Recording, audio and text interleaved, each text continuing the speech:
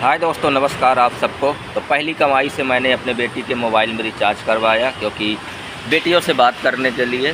तो देखिए, तो मेरे को पहली कमाई मिली थी तो मैंने उससे रिचार्ज किया और बेटी के मोबाइल पर, क्योंकि मेरे बेटी के मोबाइल रिचार्ज ख़त्म हो गया था मोबाइल का। और क्योंकि मेरी बेटी दूर रहती है गांव में और मैं यहाँ पर कमाने के लिए आया हूँ, तो पहली कमाई 1000 रुपया मेरे को मिली।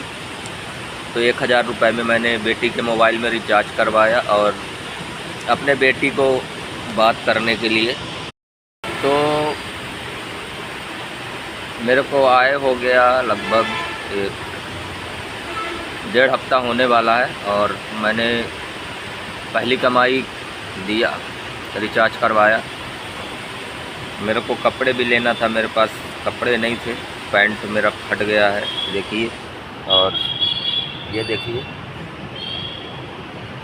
लेकिन फिर भी मैंने अपने बेटी का मोबाइल रिचार्ज करवाया, क्योंकि ज़रूरी है, क्योंकि उनसे उनकी हालत जो भी है, हाल चाल उनका लेने के लिए, क्योंकि उनके साथ में मेरा अच्छा रिश्ता बना रहे और बात करने के लिए।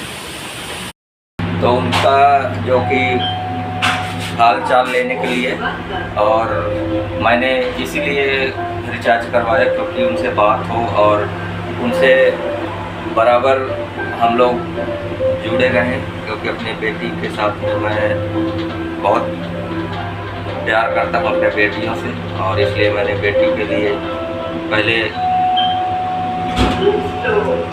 उनका रिचार्ज करवाया मोबाइल, क्योंकि उनसे बात हो और उनका हाल चाल लेता रहूं। क्योंकि दूर हूं तो मिल तो नहीं सकता, लेकिन हाँ, उनका हाल चाल लेता रहूं, क्या है क्या नहीं है।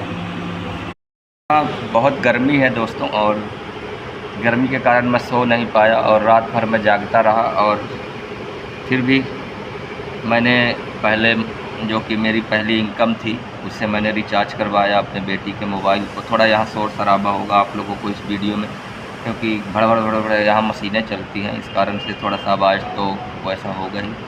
तो आप लोग सोचिए कि एक पिता की मन की हालत और दिमाग की हालत घर पर ख़राब हो रही थी, क्योंकि 6 बेटियां हैं और 6 बेटियों के अलावा मेरा एक अच्छा खासा परिवार है। और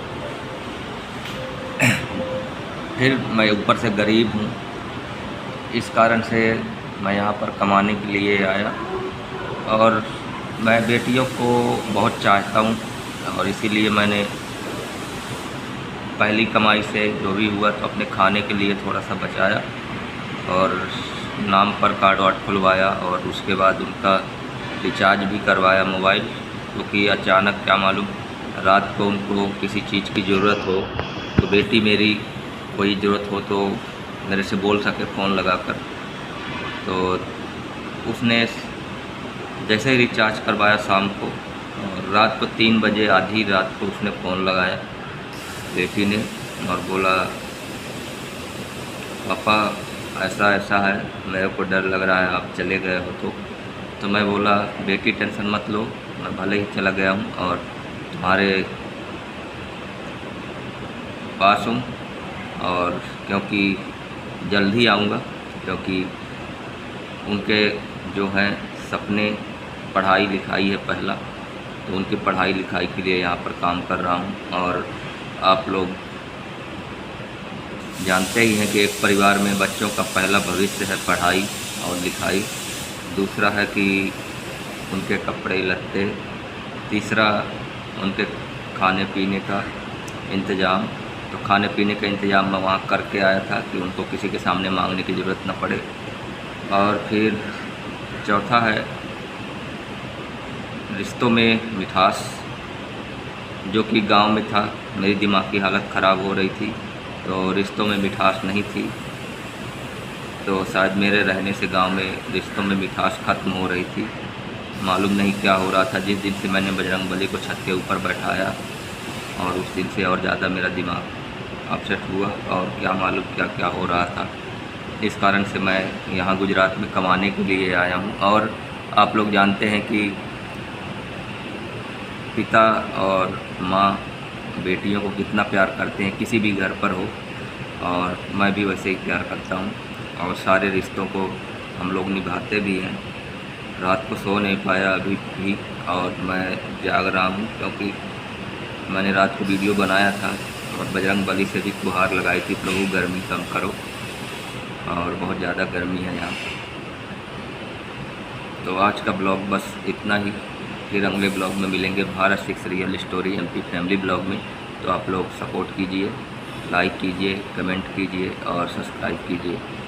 फिर मिलते हैं अगले ब्लॉग में। तो पहली कमाई मैंने रिचार्ज करवाया। बाय।